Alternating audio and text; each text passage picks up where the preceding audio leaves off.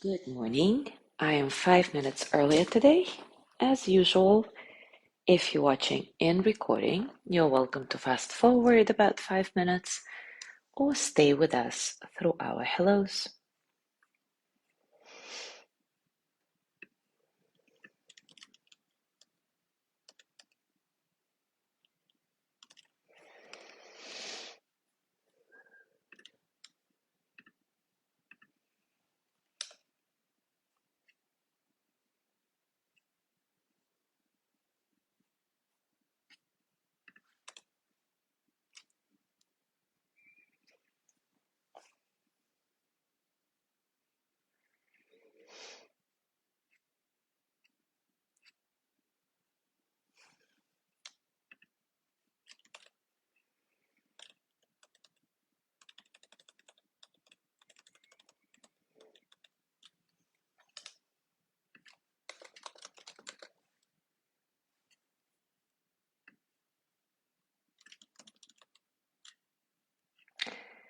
Good morning, Mike. Yes, I am in Connecticut on a lake, so it's really, really gorgeous. The weather is nice. We might go kayaking a little bit later. It's pretty cold, but I think it's going to be 66 degrees during the day.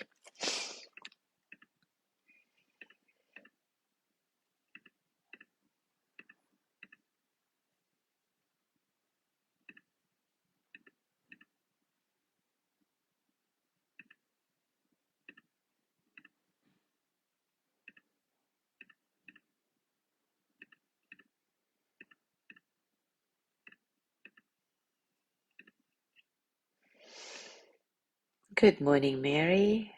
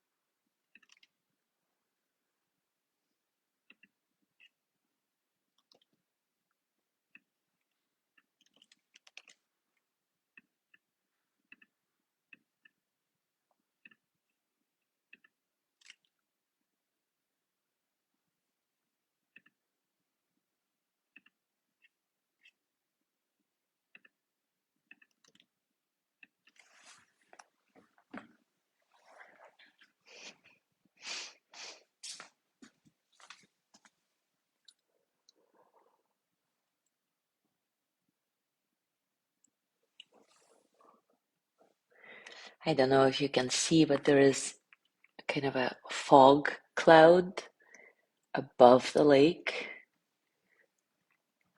So gorgeous here.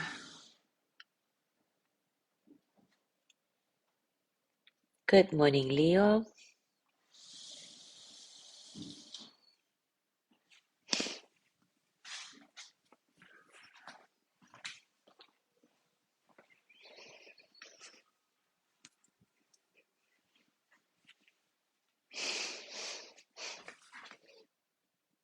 Good morning, Joey.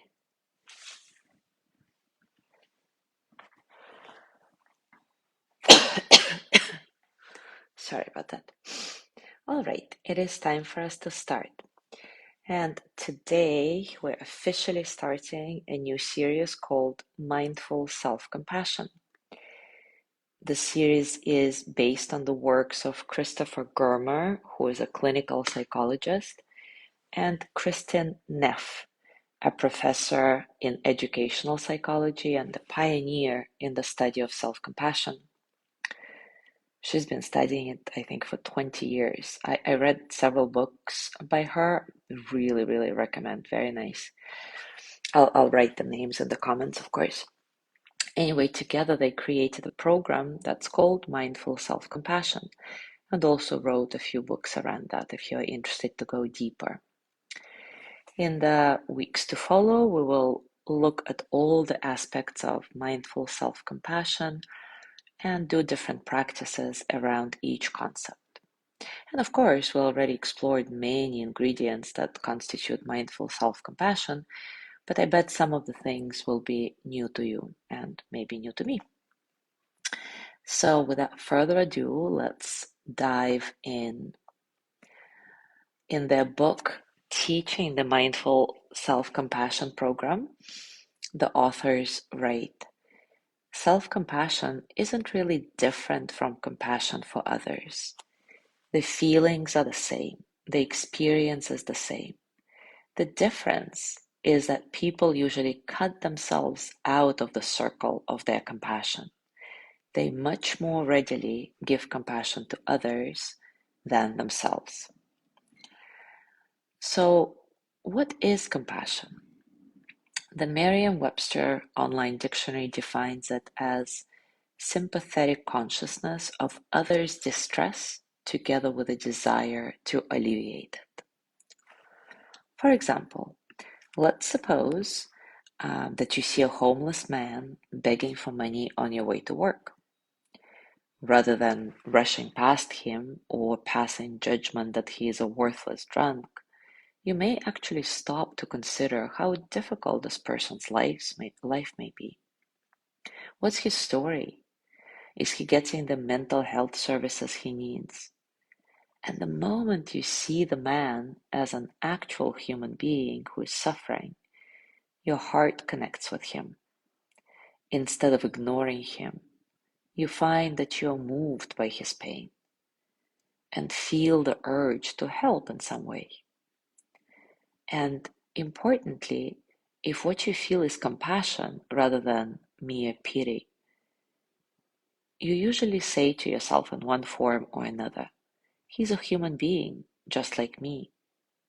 If I would be born into different circumstances or maybe had bad luck, I might also be struggling to survive.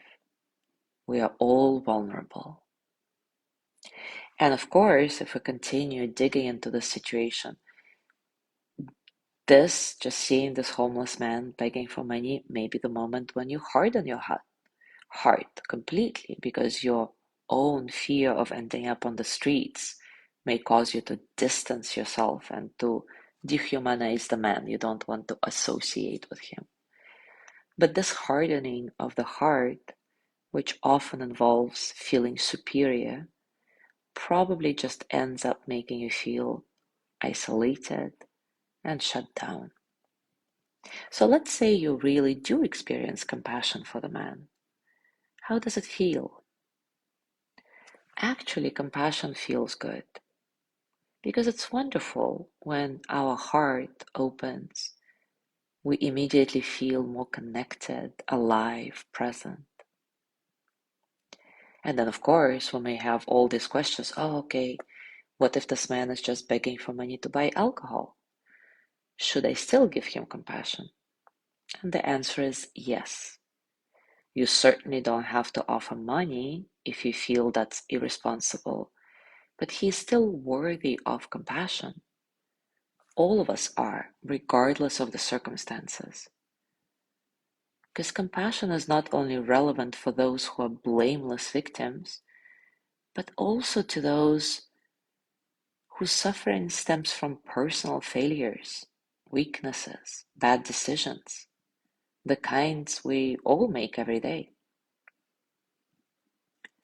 The very fact that we are conscious human beings experiencing life on this planet means that we are intrinsically valuable and deserving of care. We don't have to earn the right for compassion. It is our birthright. We are human, and our ability to think and feel, combined with our desire to be happy rather than to suffer, warrants compassion for its own sake. So turning this example around towards self-compassion, it means that all parts of ourselves deserve our kind attention, our care, inner compassion. Not only the aspects of ourselves that we like and showcase to the world, but especially those that are challenging to accept. It is our birthright. So let's explore this together through a short practice Christopher Germer and Kristin Neff call self-compassion break. As usual, take a comfortable position and take a few moments to settle.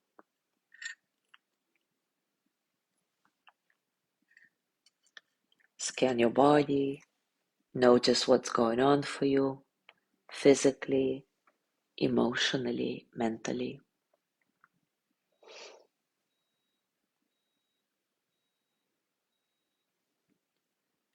Notice your breath. Let it be free and natural without forcing.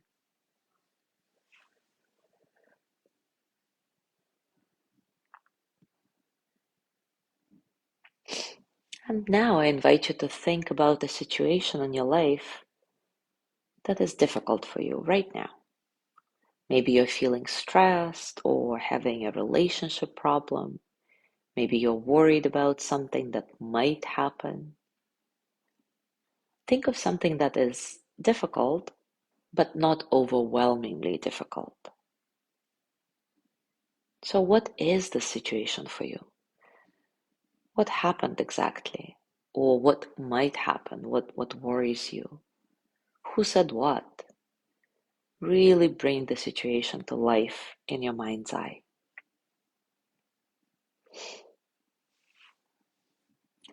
And as you do this, notice your body, notice your breath.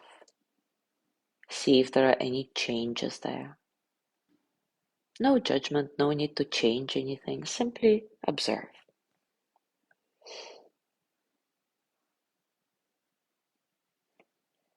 And now that you're connected to this challenge in your life, or worry, or stress, or whatever it may be for you, I'm going to be saying a series of phrases, 3 to be exact, that are designed to remind us that inner compassion is our birthright and we all go through the same thing. So the first phrase is, this is a moment of suffering. So repeat it after me. This is a moment of suffering. And as you do it, bring mindful awareness to the fact that your suffering is present now. Maybe find your own language. Instead of this is a moment of suffering, it may be, this is really hard right now. Or I'm really struggling. Or whatever it is for you, something that resonates. And repeat your phrase a few times, paying attention to how it lands for you in your body. This is a moment of suffering, or your phrase.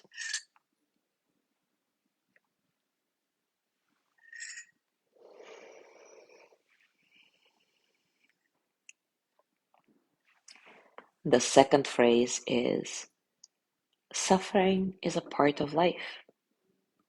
So here remind yourself of our common humanity.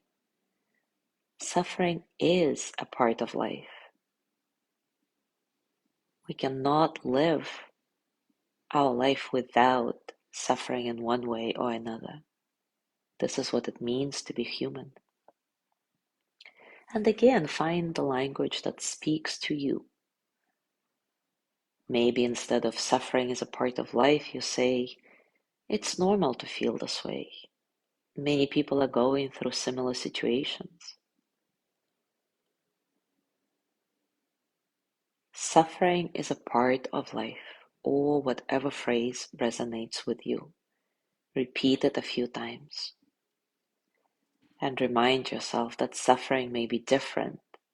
The flavor of suffering may be different. But suffering is a part of life, part of being human.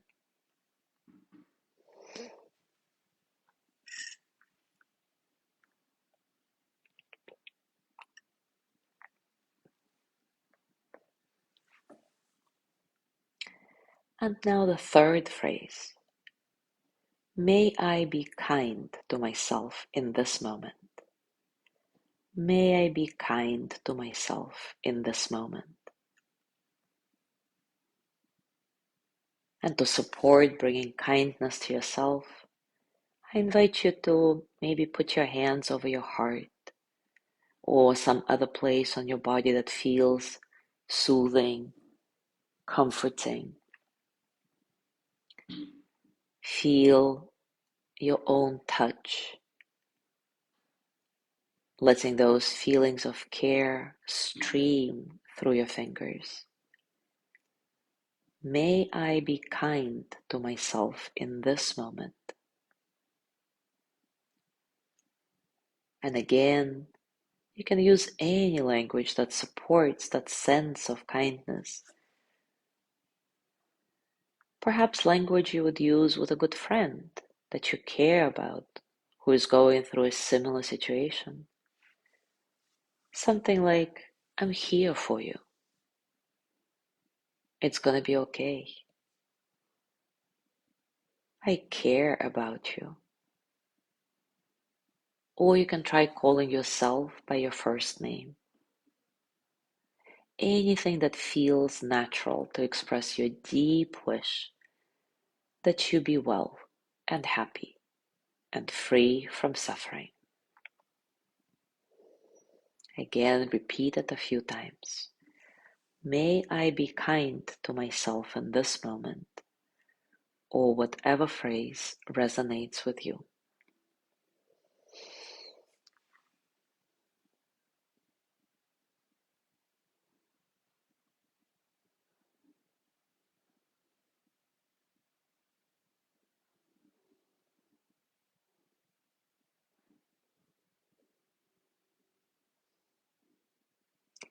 Now scan your body again and notice how you're feeling now.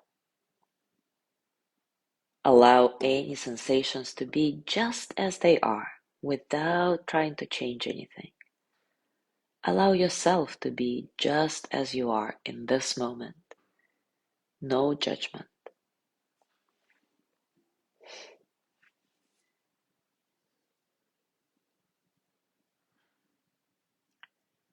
And as you go through your day today, I invite you to take these self-compassion breaks as often as you remember. And notice if it changes anything for you. Enjoy. Thank you so much for being here today. Have a gorgeous day, and I will see you tomorrow.